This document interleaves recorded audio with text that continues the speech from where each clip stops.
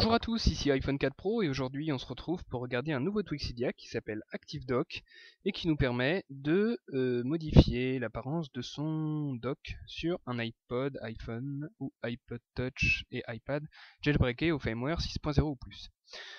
Alors ce tweak, comment il se présente? Il est très simple. Une fois qu'on a fait installer et confirmer, il nous suffit d'aller dans les réglages.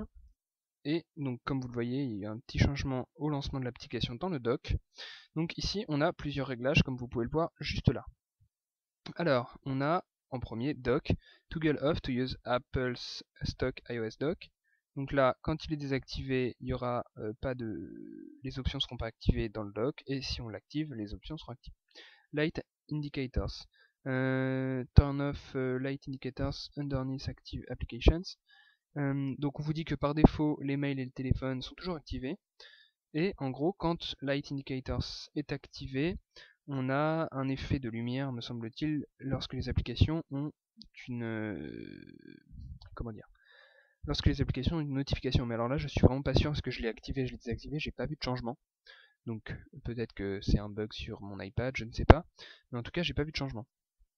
On a le bouncing on launch, donc c'est quand vous allez lancer une application. Vous avez vu que quand j'ai lancé l'application réglage, elle a sautillé et puis ensuite l'application s'est lancée. Et bien, si vous le désactivez, on va le désactiver tout de suite, vous voyez on le désactive, on retourne ici, on va lancer les réglages et là, elle ne s'est pas activée. On recommence, vous voyez, elle sautille et ensuite l'application se lance. Alors c'est un effet qui est plutôt sympa, mais à utiliser tous les jours, je ne sais pas si c'est vraiment pratique. On a plutôt envie d'un appareil rapide, qui puisse lancer les applications facilement, alors je sais pas si c'est vraiment très rapide. Et puis on a aussi une autre option, c'est On Notification. Quand cette option est activée, lorsque vous recevez une notification sur une application, vous allez avoir pareil une application qui sautille. Donc ça donne un effet plutôt sympa, surtout sur les mails quand les notifications sont mises à jour assez souvent. C'est plutôt sympa.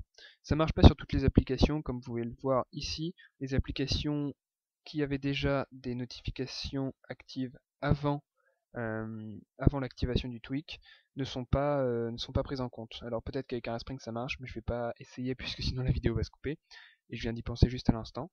Mais si vous ne faites pas de Respring, les applications qui auront des notifications avant d'avoir activé le tweak ne seront pas prises en compte. Donc c'est plutôt dommage. Mais c'est pas très très embêtant. Voilà, donc c'est tout ce que j'avais à dire. Ah oui, et puis la case Bounce Every. Donc il vous dit, en gros c'est la fréquence à laquelle la petite icône va sautiller.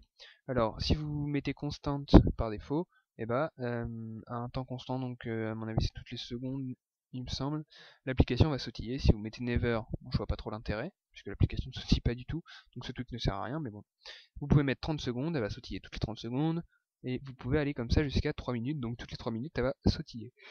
Donc après c'est à votre guise, suivant ce que vous préférez. Moi je préfère constant, parce que comme ça montre bien les applications qui ont besoin d'attention, parce qu'il y a des notifications dessus. Après c'est vraiment à vous de choisir. Donc voilà, j'espère que cette vidéo vous aura plu. Dites-moi ce que vous pensez de ce tweak dans les commentaires de la vidéo. Et puis n'hésitez pas à vous abonner à ma chaîne YouTube et à liker ma page Facebook. Bonne journée.